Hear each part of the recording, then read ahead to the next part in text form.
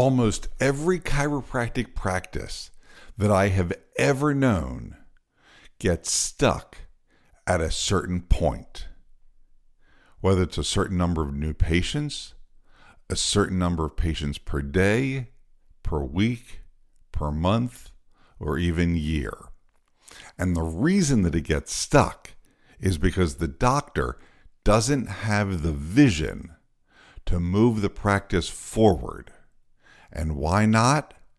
Because there's a capacity block there that the doctor just doesn't know how to see past, look past, and most importantly, grow past and grow through. And that's what we'll be talking about on today's episode of For the Love of Chiropractic. Welcome to another episode of For the Love of Chiropractic. I'm your host, Dr. Robert Freeman. I've been in practice for over 30 years, and I continue to work in a $1 million practice that I built, ran, and sold. I've taught, lectured, and coached our profession, and helped so many chiropractors build the practice and the life of their dreams.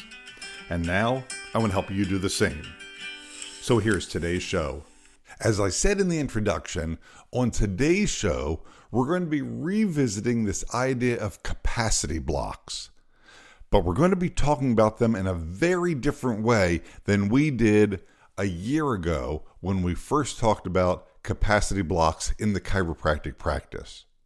So, by way of review, back on episode 6, back in December of 23, one of the first episodes that we talked about was capacity blocks.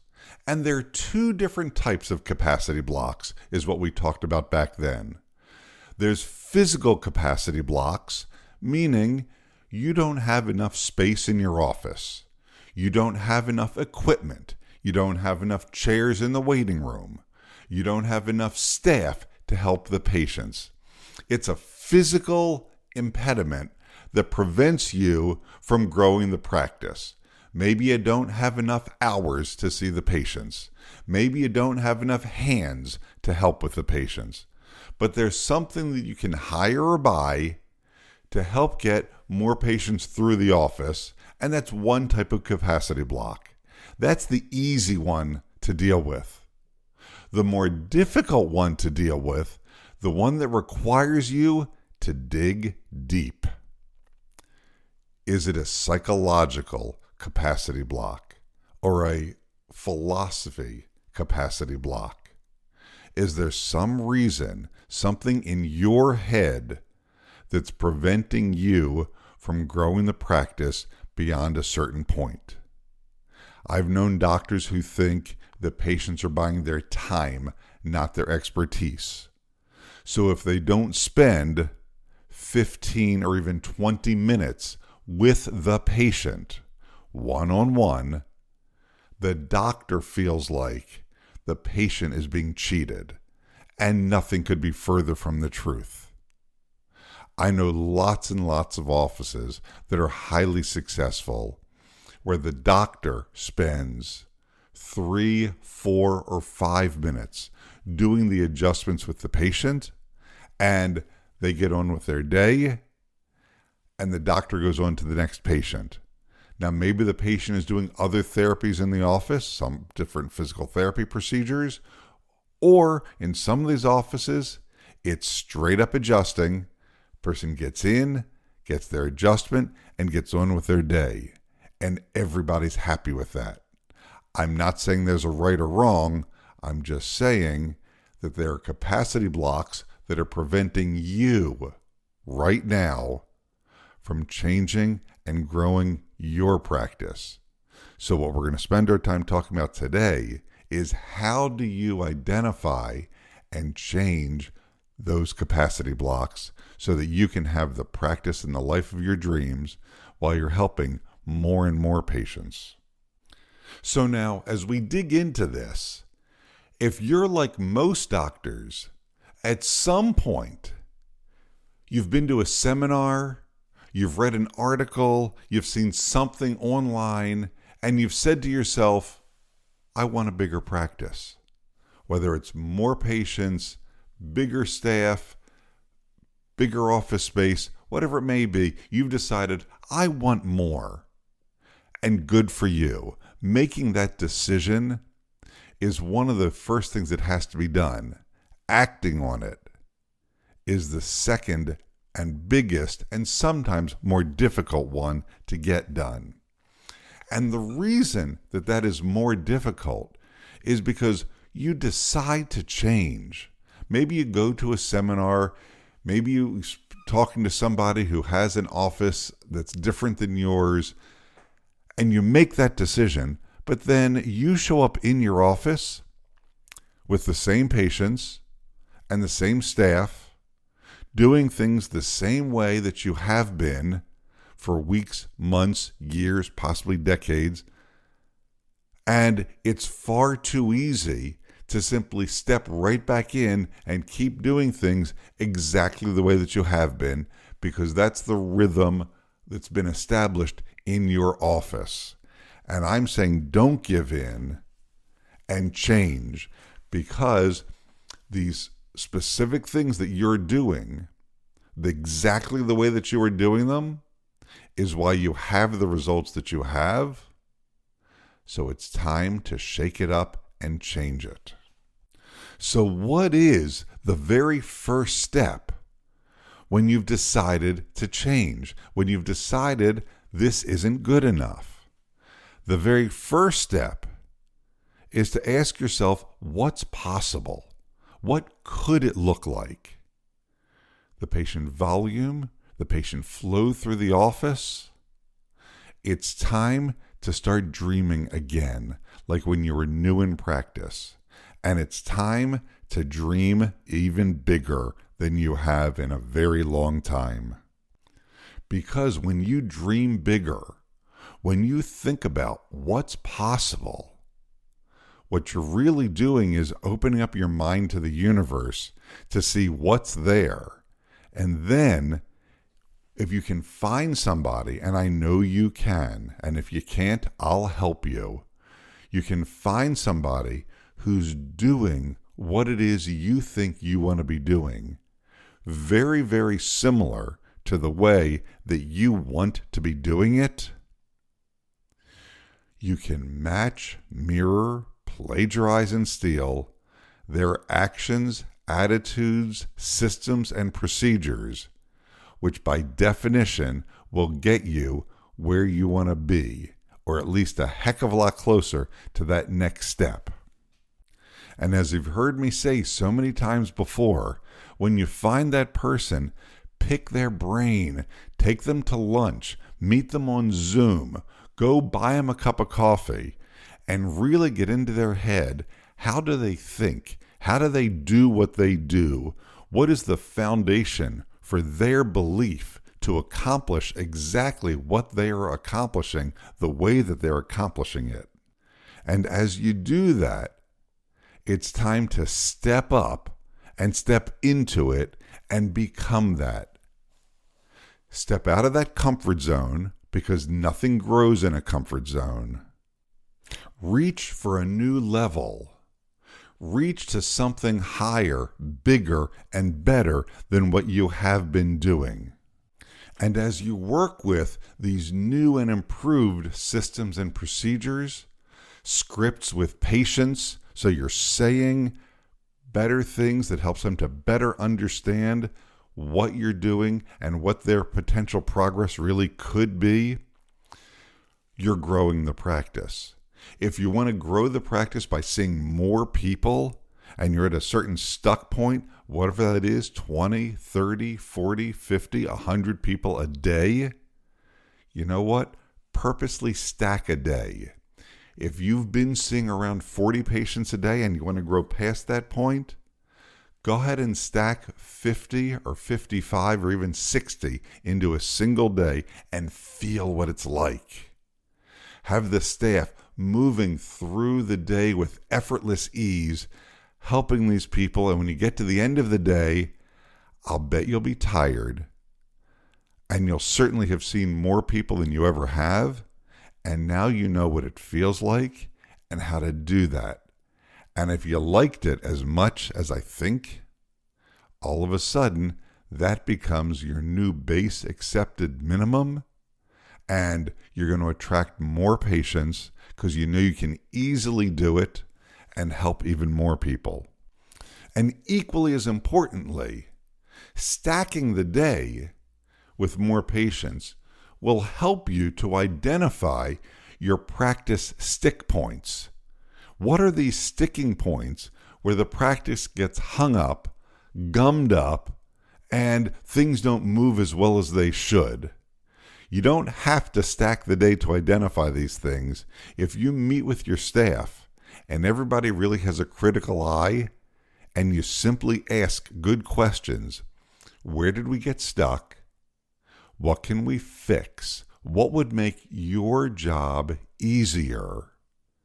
And you ask that of each practice member, and you find good solutions, and then those good solutions become great solutions.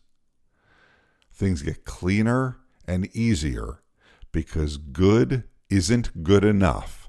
You're looking towards excellence to create the bigger practice without those capacity blocks. So as you've identified those sticking points, you're going to find shortcuts, not talking about shortcutting patient care, talking about ways of making the office more efficient in ways that right now you can't even begin to think of because you haven't identified it. But once you've done that, identified it, and see the shortcuts, then you have improved performance, better speed for every aspect of patient care in the office, and you're not sacrificing quality anywhere along the way. And if you're having difficulty figuring out your sticking spots, what's slowing the practice down, what are those capacity blocks? If you have a friend who's a chiropractor, who has a practice who's bigger, busier, better than your practice currently is, invite them to come and spend just 30 minutes in your office. Let them watch. They will give you advice and tell you things that they see that you hadn't even considered or didn't think was a big deal. But if you take their advice, you're going to be amazed how things get cleaned up and improve, because that improves the practice. And on the other hand, if you don't have a friend or colleague that you could call to come and visit and spend some time in your office, I invite you to reach out to me personally via the website fortheloveofchiropractic.com, and we'll set up a time to talk on the phone, and together we'll figure it out and help you move the practice in the direction that you want it to be.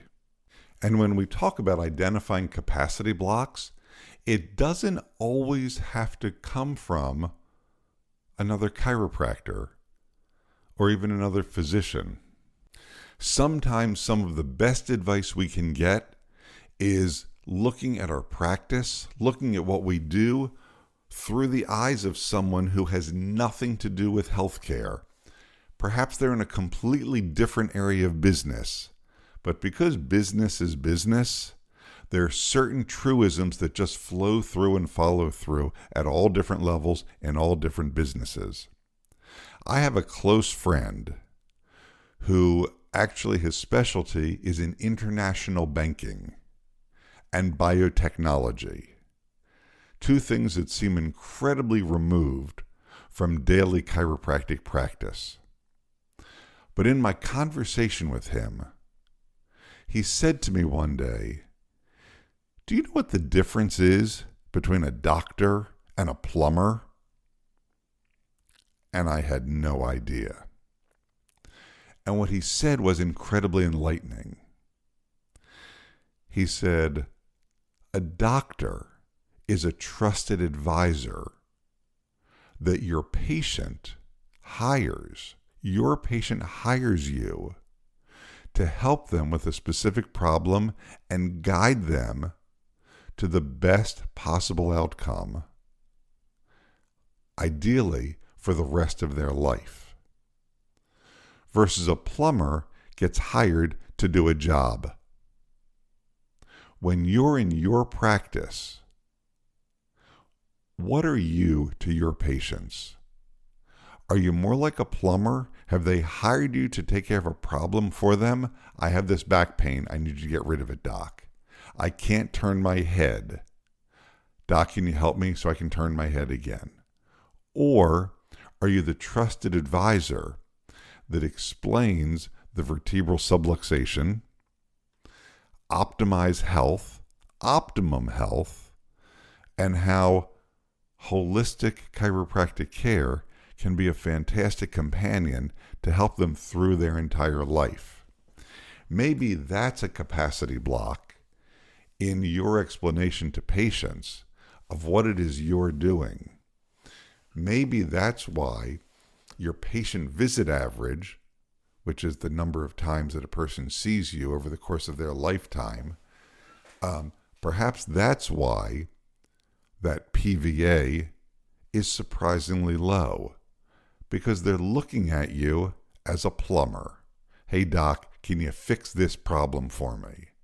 As opposed to, will you join me on my journey through life and be a trusted companion as a Sherpa to guide me through optimum health so that I can live my best, optimum, most wonderful life? What role are you choosing in your office for your patients? Maybe, just maybe, that's a capacity block that you can look through, look to, and then get past.